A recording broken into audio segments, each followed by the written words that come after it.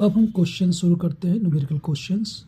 पहला क्वेश्चन है, ये कंजम्पशन फंक्शन दिया हुआ है, ये इन्वेस्टमेंट स्पेंडिंग फंक्शन दिया हुआ है आई वाला, और इन्हें हमें क्या करना है, derive the IS curve and represent it graphically. तो IS कर्व डिफाइन करना है। तो सबसे पहले तो इसका सलूशन लगाते समय सबसे पहले आपको क्या करना है, हमको ये पता है कि अगर, ध्यान रखिए क्वेश्चन में अगर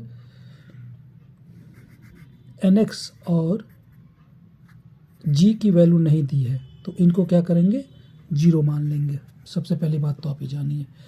तो ऐसी परिस्थिति में जो आपका फंक्शन हो जाएगा y = C + I + NX + G होता है, तो ये दोनों 0 हो गए, तो ये फंक्शन हो जाएगा। अब ये इस y को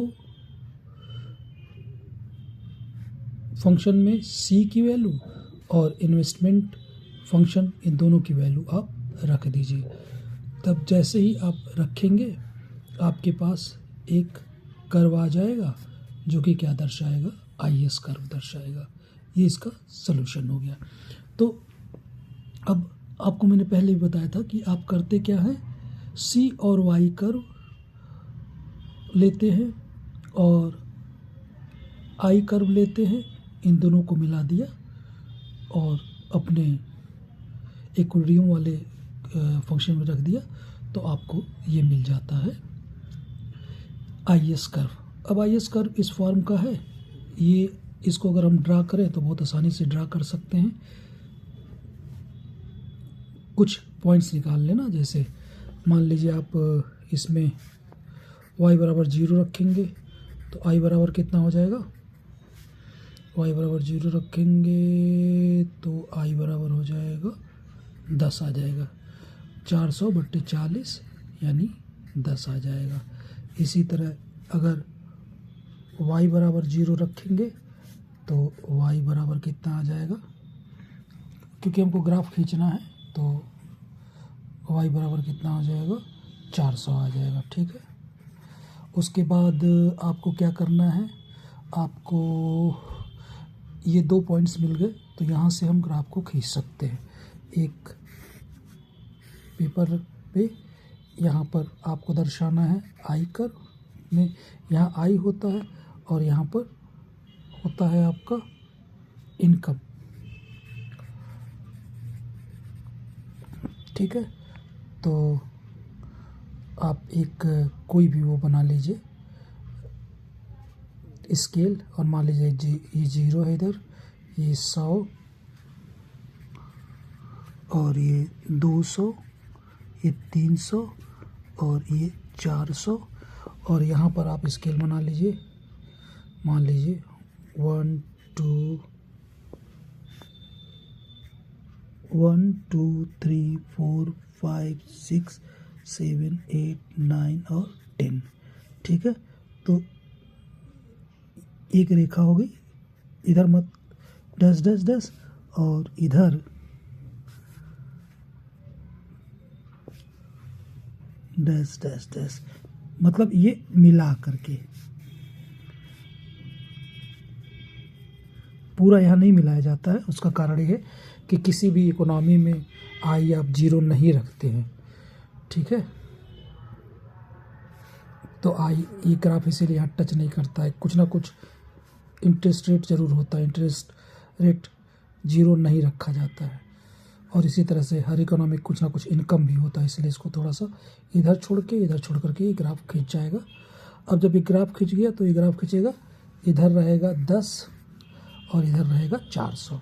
तो 10-400 से जो लाइन जाएगी वो खिंच जाएगा। 1-2 पॉइंट भी दिखा देंगे, मान लीजिए आपने यहाँ बीचों बीच पे दिखाना है एक पॉइंट, तो 5 पे, तो I = 5 रख दीजिए इस इक्वेशन में। तो I बराबर अगर 5 रखेंगे, इफ़ I = 5 देन y = कितना हो जाएगा, y = हो जाएगा y = हो जाएगा 5 × 20 200। 200 हो जाएगा, y बराबर 200 आ जाएगा।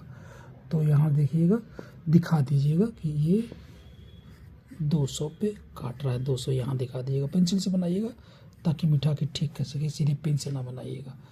तो इस तरह से ये आपका IS कर्व मिल जाएगा। I में और Y में संबंध है, Y इनकम, तो IY का कर्व ही क्या होता है, IS कर्व होता है। तो इसी तरह से इस क्वेश्चन को लगाया गया है। तो एक कॉम्बिनेशन दिखा दिया और इनिशियल पॉइंट्स दोनों पता कर लिए, उससे क्या होगा, कर्व खींच जाएगा सिंपली। इसको हम इक्वेशन प्रॉब्लम संख्या 1 कह दे रहे हैं। तो ये प्रॉब्लम संख्या 1 पूरा हुआ। नंबर ऑफ वीडियोस बहुत ना बने, तो इसलिए इसी वीडियो में एक और प्रॉब्लम मैं लगाता हूँ। देखिए इस बार क्वेश्चन का जा रहा है और इसको मैं प्रॉब्लम्स 2 अब बोला जाएगा, आप भी ठीक कर लीजिए। इसमें ये प्रॉब्लम 2, ठीक है, अलग अलग देखना चाहिए। The following equation, consumption function दिया हुआ है, आई दिया हुआ है, टी दिया हुआ है, ठीक है। टी और जी दोनों ये 50 के बराबर दिए हैं। तो जी तो गवर्नमेंट स्पेंडिंग है और टी जो है ये टैक्स को दर्शा रहा है। जब टीए ना लिखा रहे तो इसका मतलब नेट, टीए या टीआर ना लिखा रहे, सिर्फ टी लिखा रहे, तो वो टैक्स को दर्शा रहा है।